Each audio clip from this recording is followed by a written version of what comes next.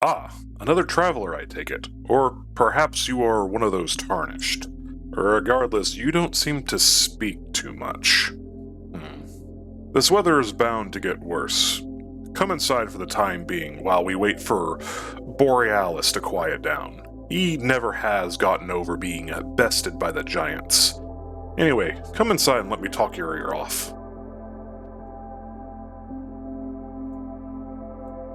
My, I have truly been away for too long. These lands have changed, now unstable after centuries of war between conflicting ideals, and strife between the very fundamental forces themselves. Unlike many in these lands, I have not lost my sanity. I have not lost my connections to this realm, despite my home rotting away long ago. For there are many things that remain unchanged, despite the perversions and curses that now roam these lands. And for that, I am thankful. Unlike many in Limgrave who sought either knighthood or teachings from the few scattered mages that existed here, I was always more interested in the pursuits of the natural world, particularly wildlife, for reasons other than monetary gain, food, or even keeping them as pets as many of the local lords and dukes did. Unlike the Golden Order or other rules of life that have perverted the lands herein, natural life goes on unabated, uncaring for the greater narratives of the gods and their kin.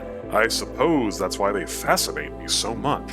Among the first I ever chose to study seriously was that of the land octopus, a strange one in its own kind. It's no secret that the sea houses many of its own types of horrors, many that would be considered kin and relatives of the land-bound octopi.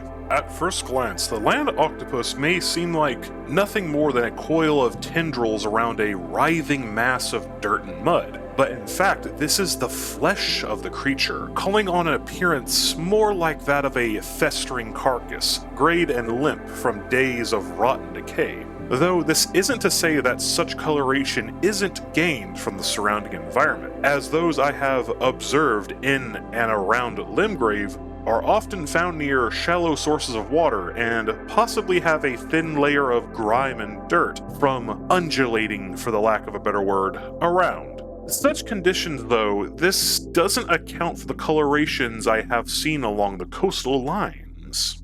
The adults often have something mixed into the mud and refuse on their bodies, bulbous, off-white protrusions that almost cover the entirety of their being, and I am more than willing to figure that these are eggs of yet-to-be-born octopi.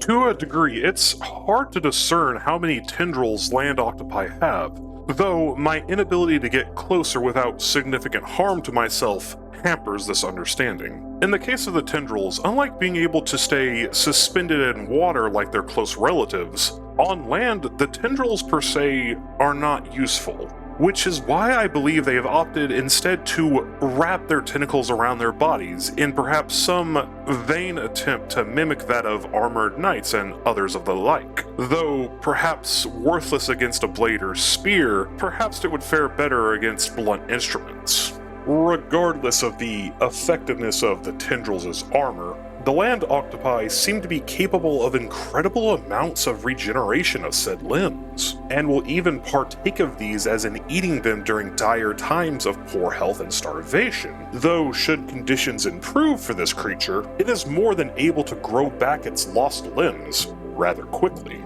One of the most poignant features of the creature is that of its beak. Rather unpronounced in the young of the octopi, these are one of the most noticeable features on that of the adult. Unfortunately, I have borne witness to its usage. An adult land octopus managed to grab hold of a lone Godric soldier, wrapping him up tight in his tendrils before using its sharp beak to snap and tear apart the poor man. Not even so much as a sound was made by him. Luckily, his death was rather quick. As grisly as that soldier's fate was, this is ideal prey for the creature. As you see, human blood is very important for their reproductive cycle. I have indeed seen land octopi slaughter and eat many other creatures, but only one spurs its breeding seasons. And for some reason, it's only human blood that properly feed the young octopi before they are ready to strove out on their own. Though aside from the creature's taste for human blood, it doesn't keep many away. These creatures are regularly hunted For those who are prepared for such endeavors, take advantage of its slow movements and whittle away at the creature until a fatal blow is struck. For the land octopi hold not only valuable ovaries, but succulent white flesh as well, with both of these not only offering much in the way of material profit, but potent medicine as well for those in Limgrave. The white flesh can be prepared in a myriad of ways, though it is most common to see it pickled and dried for those on long journeys, or transport to other regions to sell in the market. This prepared meat hardens the body against many ailments, which its effectiveness depends on how well and what manner it was prepared in, ranging from resisting bleeding to calming bouts of madness in the most remote of merchants. Though white flesh could be obtained from many creatures, what the land octopus was truly prized for was the ovaries themselves. The same ones that processed human blood for their young is a valuable prize to many hunters. It can be combined with the white flesh of the creature to produce meats capable of staving off bleeding, though they are more commonly used to make bolus balls that can be used to stop bleeding flowing from the most terrible wounds. In addition to this, I have also heard they fetch a large sum to some individuals known as perfumers that are able to extract body-altering fluids into an array of spices, though their sale is not allowed on the open market, and were always something that reeked of a forbidden nature, possibly due to the function of the ovaries themselves, though I am not certain. To finish my thoughts on the creature, it is indeed a strange one. How as a species did it manage to survive and attain such a large population when humans are vital to its survival? Perhaps this is why it has settled onto land, as over the decades the seas have grown violent and the endless trade ships that once visited these lands are long gone. And when it could no longer reach in uncharted waters, it came upon land instead, though these are truly just muses for my own library of knowledge.